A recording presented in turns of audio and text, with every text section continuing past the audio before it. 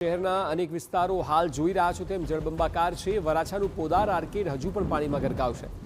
250 જેટલી દુકાનોમાં મોટા પાયે નુકસાન થયું છે। અંદાજે 200 કરોડના નુકસાનનો દુકાનદારોનો દાવો છે।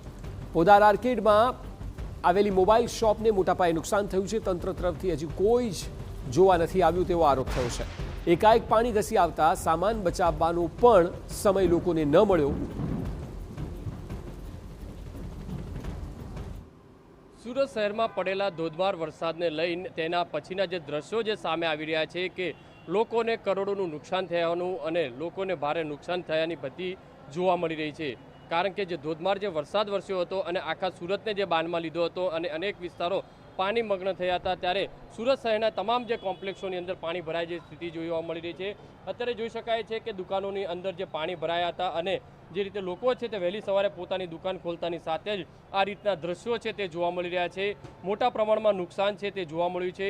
દુકાનદારોને થોડો પણ સમય મળ્યો ન હતો, કારણ કે જે ધોધમાર જે વરસાદ વરસ્યો હતો અને લોકો તાત્કાલિક દુકાન બંધ કરી અને પોતાનો જીવ બચાવવા માટે દોડ્યા હતા। અત્યારે આ પરિસ્થિતિનો સામનો છે તે લોકો કરવો પડી રહ્યો છે। અનેક વિસ્તારોની અંદર આ પરિસ્થિતિનો જે સામનો છે તે કરવો પડી રહ્યો છે, કારણ કે જ્યાં જુઓ ત્યાં પાણી જેવી સ્થિતિ જે ભરાયાની જોવા મળતી હતી। શું કઈ રીતની પરિસ્થિતિ હતી? દુકાનમાં કેટલું પાણી હતું? દુકાનમાં કડ ઉપર પાણી હતું અને પરિસ્થિતિ આગલે દિવસેથી જ વરસાદ એટલો ધોધમાર હતો કે બીજે દિવસે અડધા દુકાનદારો કોઈ દુકાને આવી શક્યા નહીં હતા, જેને કારણે સર પાણી એટલા અંદર જે અમારે નુકસાની ગઈ છે, કોઈ વસ્તુ કાઢવાનો ટૂંકમાં અમારે ટાઈમ મળ્યો નથી।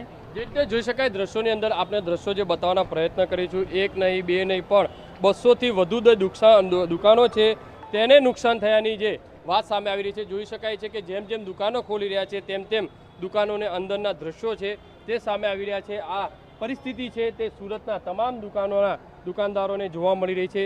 એટલે મહત્વની વસ્તુ એ છે કે હવે આ પરિસ્થિતિ જાણે પૂર જેવી સ્થિતિ સર્જાઈ હોય તે રીતના દ્રશ્યો સતત જોવા મળી રહ્યા છે। મહત્વની વસ્તુ એ છે કે 2006ની અંદર જે રીતે પરિસ્થિતિ સર્જાઈ હતી તે જ રીતના દ્રશ્યો છે ફરીથી તાજા થયા છે। કેમેરામેન સંજય ચંડલ સાથે બલદેવ સુથાર, TV9 સુરત।